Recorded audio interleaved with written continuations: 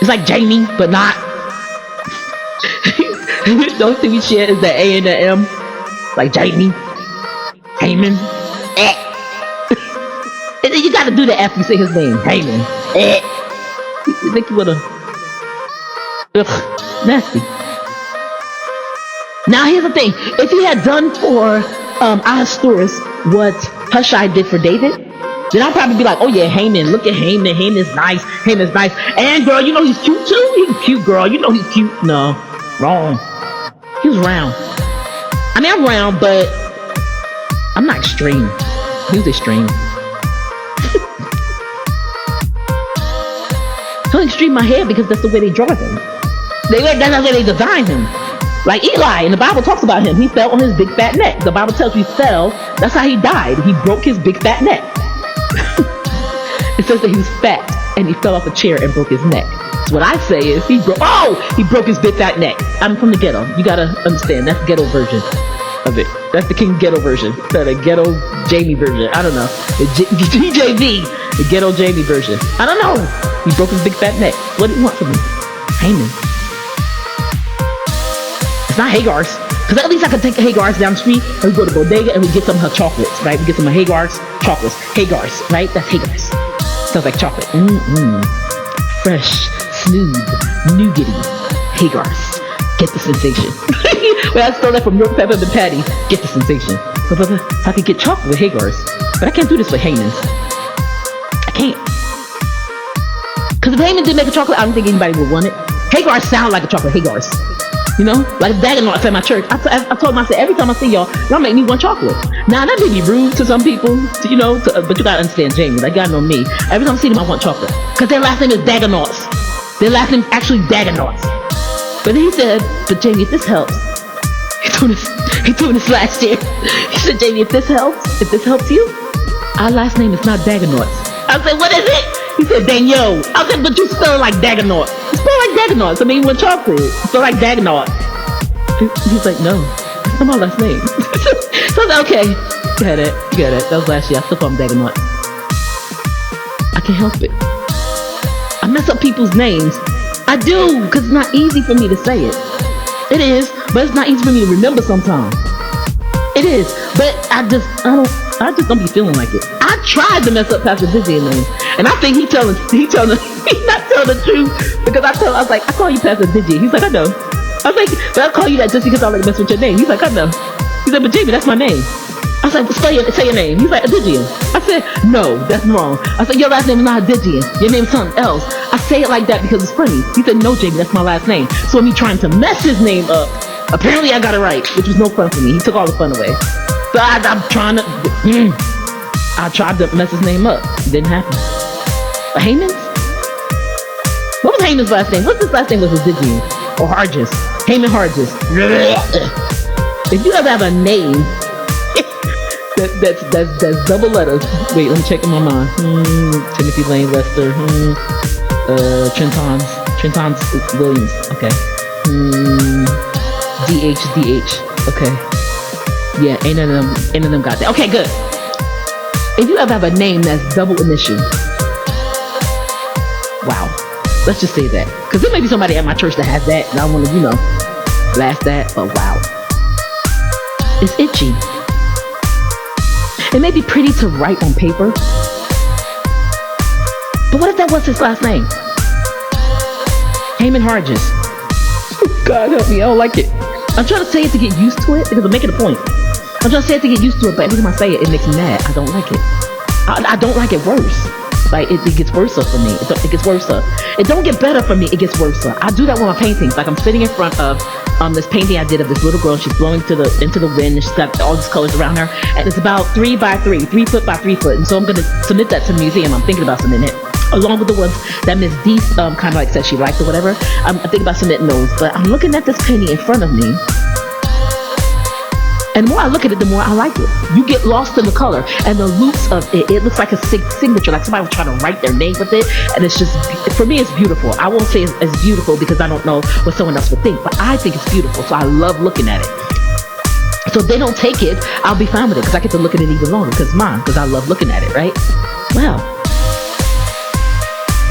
that's not true of Haymon Harges. Ooh, every time I say it, it makes me feel gross. What happens when you are associated with somebody that has a last name, right? That's kind of like yours, but we all know it ain't you because that would just be weird. I know a man from North Carolina. His name is Jamie, Jaime, Hodges, Hodges.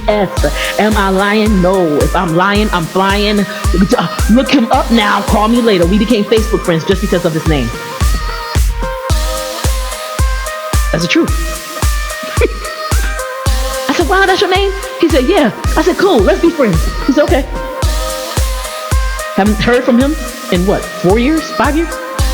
Since I friended him? I friended him based on his name. Well, Haymon Harges will lose friends.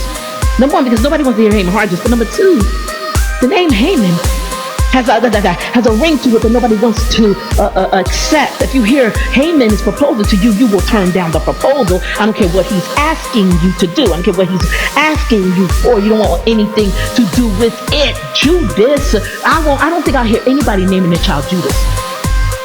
I just don't. People that don't like the Christian faith will name their kid Judas. Judas name me. I think his name means betrayer. I think his name is, I'm not certain. I looked his name up a while back. I think it means betrayer. He is the son of perdition, right? But I think his name means betrayer. Just like John is a son of Boanerges, right? But his name means love. It's different. I know what Haymon's name means.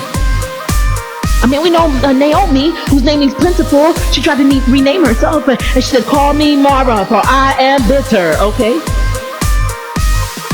I'm not going to do that.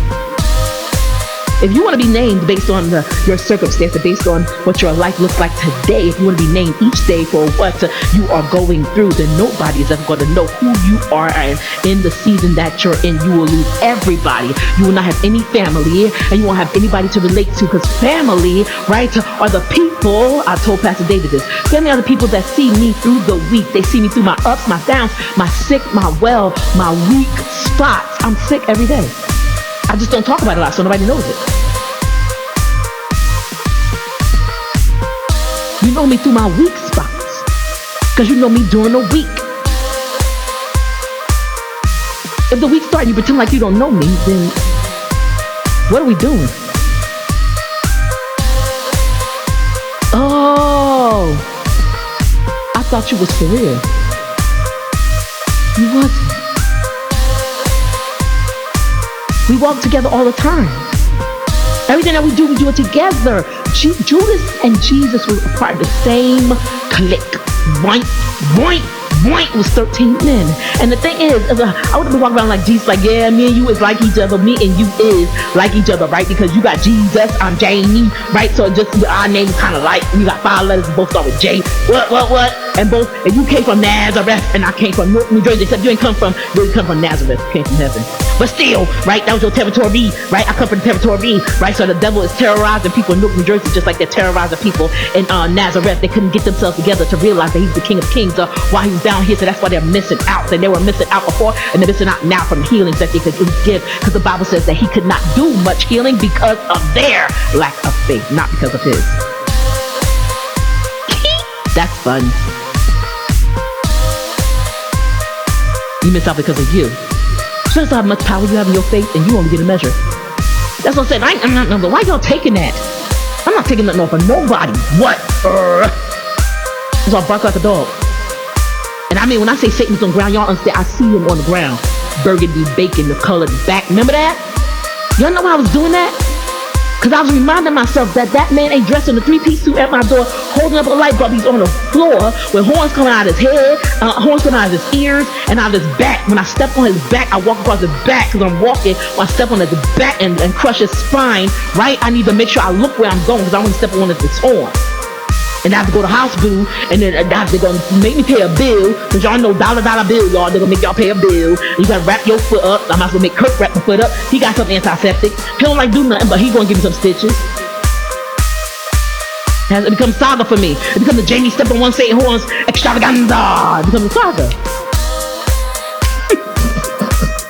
But I see him as being burgundy, nasty brown and burgundy. I mean burgundy like I don't like burgundy. Like burgundy like I use burgundy. I won't use certain types of burgundy, and I use brown. I won't use certain types of brown because it looked like poo. That's what he looked like. He looked like poo. What? The problem is you don't see Satan on his belly. That's why you still stand him up. You erect him. You stand him up. You stand him up. You stand him up. He's not coming to you and whispering in your ear, stand me up. Stand me up. Just stand me up. No, you don't need to. You're stupid. So if you come to the door and say, knock, knock, knock. Oh, it's Satan. Oh, then what do? You stand him up. Because in your mind, you see him.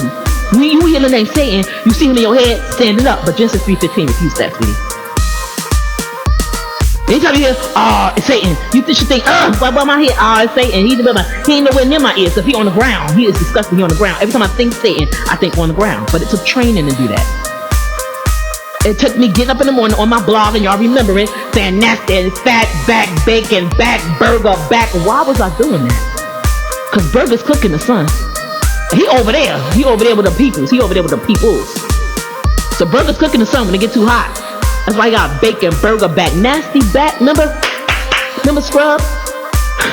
Y'all don't know, but I was watching Scrubs, and JD Elliot was dating Keith, which is one of JD's interns. So Elliot and JD are friends, not friends. Will they, won't they? You know, Ross and Rachel.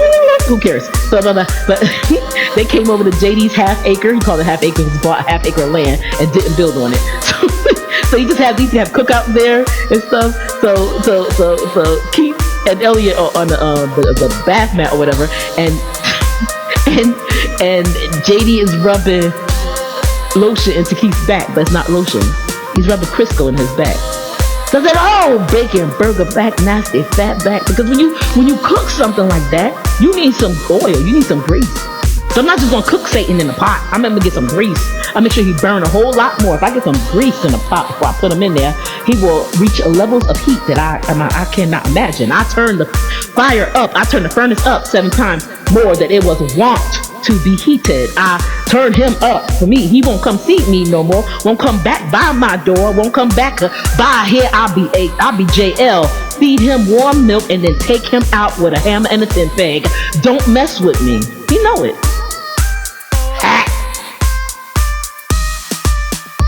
Bacon, burger, back. Sorry to all those people named Nancy, but change your name. That's where I come from. They think that call that you're Nancy. You're Nancy. You lily livered. You a yellow belly. You're Nancy. Satan's a Nancy. He is. There's nothing wrong with the name. I'm just saying that's what they call him. They call you lily liver. You got bird chest. Like you just say nothing. I hit you and you on the ground. It's nothing. You trash. You garbage. It's nothing.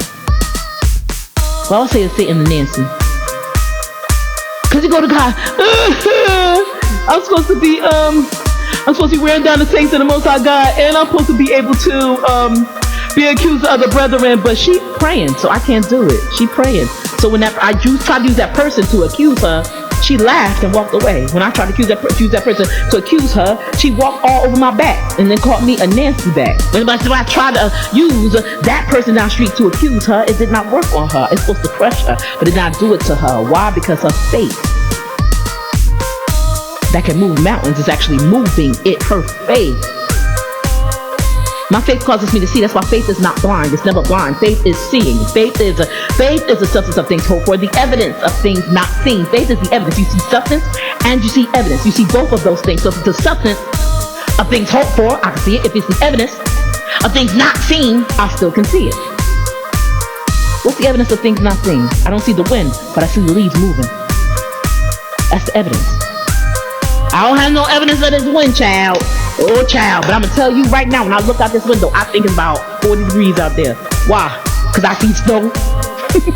I see the leaves moving. They crying, but my window's closed. I ain't gonna. I just go by the evidence. Some people got substance. They need to get substance. You got the Gideons of the world. They need to find substance, get substance. Some people are okay with evidence. You need to get to the point where you're okay with evidence. Why? Because just as many times as Gideon, just many times as Gideon tested God, God went back and tested Gideon. Put the fleece on, and it's always greater with God. Put the fleece, wet the fleece, leave the ground dry. Make the fleece, dry, make the ground wet. They need to something. As many times as he did it, God tested Gideon. Except when God did it to Gideon, God took Gideon by, you want to test me by natural man means, by fleeces. Trying to put the fleece over my eyes. So he tested me by natural man means using fleeces. So what I'm going to do is test you by spiritual means. You want to test me by natural man means because you're a natural man? I'm going to test you by spiritual means because I'm a spirit and they that worship me must worship me and spirit and truth. So I'm going to take you from 320,000 to 300. And you won't even know the test is coming and you better pass it. Or you end up fighting off the Midianites for the rest of your life.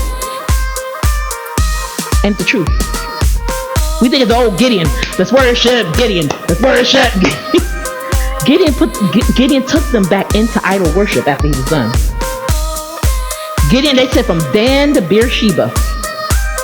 Now I don't know who Beers and Shebas is. Beers and Shebas. I don't know who they are. But he did it. Gideon is responsible for the dance to Beersheba. It's the northern to the southernmost territory of Israel. But I don't know. But Beersheba is not a nice thing. Unless God gave it the name and then, it's wonderful. I don't like names. Like Haman. I don't like that name. 13th month of 13th day of the month Adar. When did the year start? I know Yom Kippur's is in our October. And Feast of Purim's, I don't know. Feast of Purim's, because I think that was supposed to be a replacement. I think they would have had an Adar holiday, right? An Adar killing holiday. But this Adar killing didn't happen. Then they had a Feast of Purim's, right? They replaced what they thought they were going to get, right? The beautiful thing about the whole situation is that the Big Dan and Teresh, what I do, they say only what you do for Christ will last. What I do for God is what keeps me. What I do for God is what saves me. And what saved Mordecai is the fact that he rescued the king without promise of reward. He rescued the king from Big Dan and Teresh. And then no promise of reward, and then not even being acknowledged afterwards. But he still did it. He told Esther about it, and then Esther told the king, and they were, I won't say assassinated, but they were killed, right?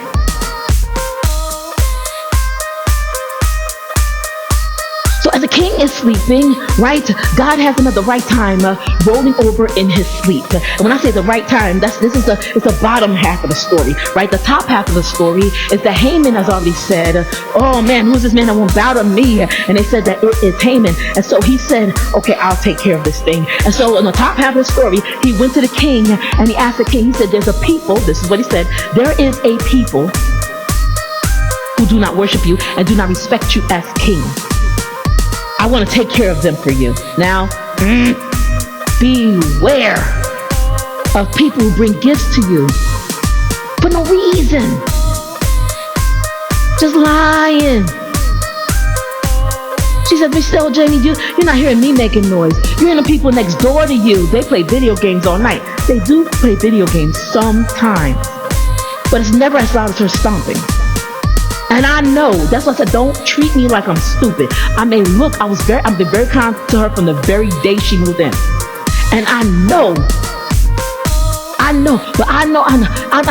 not kind, so people take my kindness for weakness. That's why I tend to go off. Because I'm not dumb. Don't treat me like I'm dumb. I'm not dumb. I know the difference between left and up. Left and up. I know what noise from them sounds like because nobody knows this, but from the moment they moved in, they had somebody that would get up in the middle of the night and scream to high heaven, ah! And then start cussing and screaming, and it just lasted for about a month, and the person was ejected. But that was when Gregory was here. Everybody was having an issue with that, but nobody said anything, and I did not say anything. Because I said, God, protect my house where I don't have to hear it because I got to get up and blog. I got to get up and do my stuff. I said, protect me where it doesn't wake me up. I woke up every day refreshed. It was fine. It was fine with me. I woke up refreshed because I was not looking left. You're right up above me. And you've been given edicts. Something has to be done. Stop lying on them. Because whatever happened, that man is not there anymore, and they've already been punished for what happened to them. Don't lie on them. You don't know the story about them. That's why I got angry. Don't treat me like I'm stupid, and don't ever use anybody as a conduit of your excuse. I don't care if somebody does something to me, which many people have. I'm not going to do, you always do something to me. Am I going to use it as a conduit of my excuse? No, I hope she finds peace. I had to release her to herself. Because every time I talk to her about anything, she was coming up in the conversation, and she does not think about me, talk about me, have anything to do with me. And so I said, why am I living with her on the edge of my tongue if she doesn't know I exist? I could be dead in a box for all she knows. So I said, I release her. And I didn't even tell her, I released her. I've got better anyway. I got Pastor David and Miss Andrea. So I release her. I'm getting what I need. I release her, right? One thing she told me before I left in the diaper, she said, nobody will ever love you the way that I do. Nobody. Nobody will want you. Nobody will ever love you the way that I do. And I got outside the door and I turned and I said, I hope not.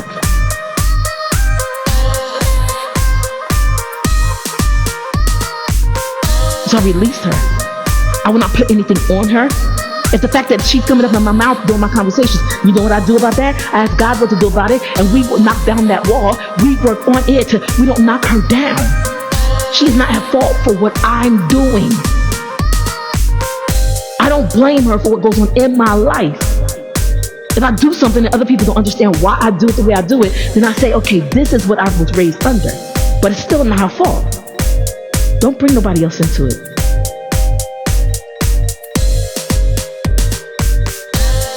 Haman looked at his king in the eye and he said, there's a people that does not, they don't respect you, they want to serve you. Let me take care of it. Now we talk about Joseph and the king, the Pharaoh, right? Be careful who you give your ring to, Pharaoh, right? Now here we go over here.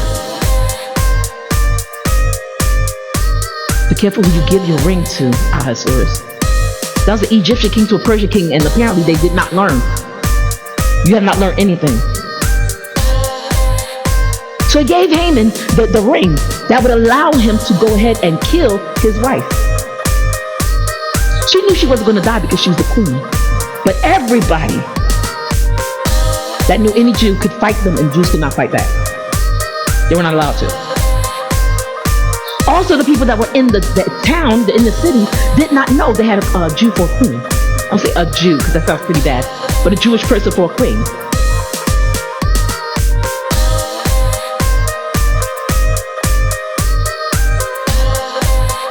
So they had more say about their lives than they realized they had. They couldn't take hold of it because she had not taken hold of her queenship with the king, right? It wasn't until she stepped out past the rules that the king gave, and which were indicative of what Vashti did to him. She stepped out past that and started to go see the king, right? She said, if I perish, but I'm going to see the king. I'm getting ahead of myself. But it wasn't until she stepped out past that, when she went and did that, she gave the people power with God. Why? Because what she did is she came before the king and he let down his scepter and she touched the end of the scepter. God told me then she was a picture of the Israelite people. The scepter was a picture of Jesus Christ, and then the Ahasuerus was a picture of God the King, right? But you only getting there one way, Israelite people. You only getting there one way, and it's through my big brother, Jesus Christ. You ain't getting there no other way. Don't get it twisted. You need the scepter. He says it was a picture of God letting down his son. God letting down his scepter. And if he let down his son to come down here and die, what makes you think you ain't got enough gall. You ain't got enough backbone, your lily liver. What makes you think, who are you to turn him down? I already don't have no listeners. It's okay. That means I can say what I want. It empowers me. Because if I don't have anybody listening, then I can say what I want. Right? I think I had 2 listeners, and both of them got the same name. So, that's it. That's it. Nobody likes me. So then we good. We good. We can talk. We good. We can talk for real. You a mess. Without Jesus, you are a mess. You a mess. He's the scepter. He's the throne of grace. You don't get grace. The Bible says you come before the throne of grace, that you may obtain mercy. Once you get the throne of grace thing right, you can go in there and get your mercy. You may go in and obtain your mercy, but you ain't got the throne of grace thing right. You just trying to come before God. That's the way to get killed. Because if you don't extend the scepter to you, if you don't extend Jesus Christ to you, you die immediately. Why? Because if he don't see you through the eyes, the lens of Jesus Christ, his son, he sees you in sin. And he cannot stomach you. Grace, Jesus Christ's grace is what makes it possible for God to stomach you. Otherwise,